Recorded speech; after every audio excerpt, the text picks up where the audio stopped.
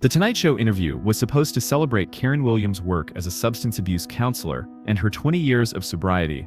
She'd come to discuss her recovery program and how she'd transformed her life after addiction. But when Jimmy asked what moment made her commit to getting clean, something devastating cracked open behind her carefully composed facade. Karen sat in the blue chair, her hands clasped so tightly her knuckles were white. She'd spent 2 decades building a reputation as someone who could help others overcome their darkest moments. Tonight, she was about to reveal the truth that had driven every sleepless night of her sobriety. "You know, Jimmy," she began, her voice trembling. "Despite years of public speaking, everyone thinks I got sober because I hit rock bottom with my own life. But the real reason is that I let someone else's baby die because of my addiction." Jimmy leaned forward, immediately recognizing the gravity of what she was about to share. His experience had taught him when someone was carrying unbearable guilt that had shaped their entire existence. "Tell me what happened," he said gently. Karen took a shaky breath, her entire body tensing with 20 years of carried shame. "I was babysitting my neighbor's 6-month-old son, Tommy," she said quietly. "I was high on prescription painkillers, and I let that beautiful baby die on my watch." The studio audience fell into complete silence, the kind of quiet that happens when people hear something so shocking it stops their hearts. The camera stayed focused on Karen's face as tears began streaming down her cheeks. "Everyone thinks Tommy died of SIDS, but that's not what happened. This was in 2003, Karen continued, her voice growing steadier as she forced herself to speak the unspeakable truth. "I'd been addicted to OxyContin for about 2 years, stealing pills from medicine cabinets, doctor shopping, doing anything to stay numb." Jimmy's expression showed deep concern mixed with horror. "How did you end up babysitting while you were using?" he asked carefully. "Because addicts are liars," Karen replied bluntly, her voice filled with self-loathing. "Lisa, Tommy's mom, was my closest friend. She trusted me completely, never suspected I was using. I'd babysit Tommy almost weekly." She paused, wiping her eyes with shaking hands. "That Tuesday night, I'd taken more pills than usual. Lisa asked me to watch Tommy for just 3 hours while she went to her book club. I said yes because I needed the $20 she paid me. I was so high, I could barely function, but I thought I could handle watching a sleeping baby for a few hours." Karen continued, her voice barely above a whisper. "I put Tommy down for his nap around 7 p.m. and went to watch TV in the living room." The camera caught the anguish in her expression as she relived the worst night of her life. "I must have nodded off on the couch. When I woke up, it was almost 10 p.m. and Lisa was coming through the front door." Jimmy moved from behind his desk to sit closer to her, understanding the magnitude of her confession. "What happened when you checked on Tommy?" he asked gently. "He wasn't breathing," Karen said, her whole body shaking with sobs. "He was cold, and there was no pulse. If I'd been sober, if I'd checked on him even once during those 3 hours, maybe I could have saved him. I screamed for Lisa. We called 911, performed CPR," she continued through tears. "The paramedics worked on him for 30 minutes, but it was too late. He'd been gone for hours." The studio was completely silent, except for the soft sounds of people in the audience getting emotional. "What did the doctors determine as the cause of death?" Jimmy asked. "SIDS," Karen replied, fresh tears streaming down her face. "Sudden infant death syndrome. They said it was nobody's fault, that it just happens sometimes." Lisa blamed herself for leaving him. "I let her blame herself," she added, her voice cracking with shame. "I watched my best friend torture herself with guilt while I knew the truth, that if I'd been sober and attentive, Tommy might still be alive." Jimmy reached over and squeezed her hand.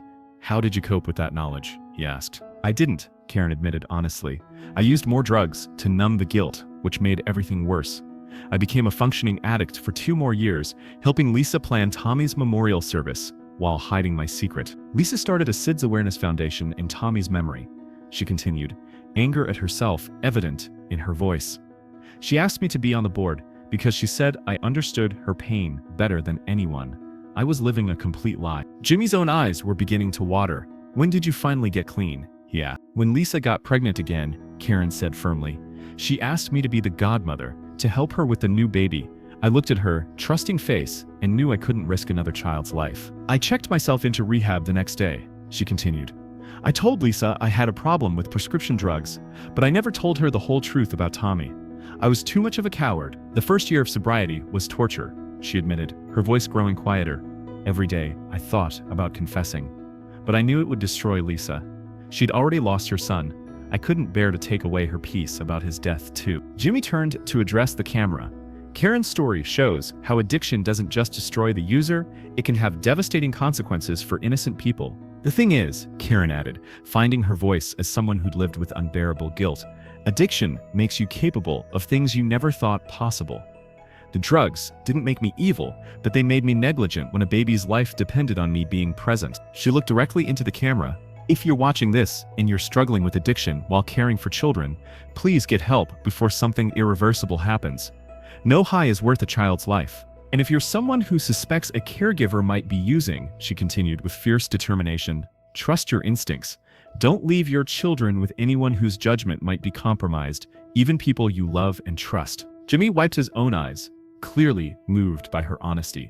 Have you ever considered telling Lisa the truth? He asked. Every single day for 20 years, Karen replied honestly. I've written her letters I'll never send, practiced conversations I'll never have. But telling her now would be selfish. It would be about relieving my guilt, not helping her heal. She's happy now, she continued. She has 2 healthy children, a good marriage, and peace about Tommy's death.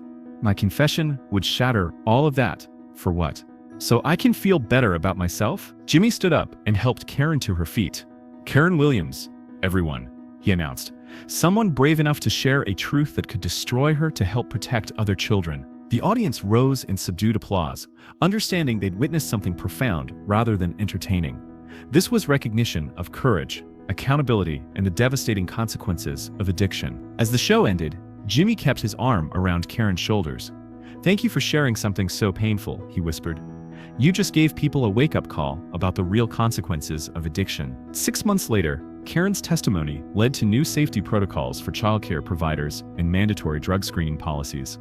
Her willingness to expose her own negligence helped pass legislation protecting children from impaired caregivers. The interview segment sparked national conversations about addiction, childcare safety, and the hidden dangers of prescription drug abuse.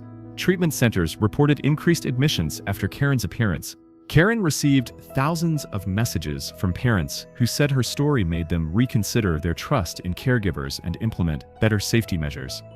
Several revealed they'd had suspicions about family members' drug use around their children. Child safety organizations partnered with Karen to develop educational programs about recognizing impaired caregivers.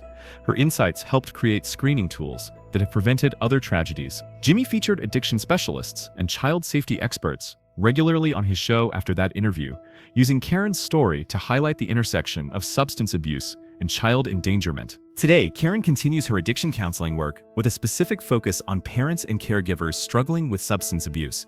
Her confession became a powerful tool for preventing other tragedies. The woman who let a baby die because of her addiction became the advocate who saves children from similar negligence. Sometimes our greatest failures become the foundation for our most important work. Her sobriety date isn't just about her recovery. It marks the day she decided never to let addiction endanger another child's life. 20 years clean, driven by the memory of a baby she failed to protect. Tommy's death wasn't in vain if Karen's confession prevents even one other child from suffering similar neglect. Because sometimes the most painful truths save the lives that our silence would endanger.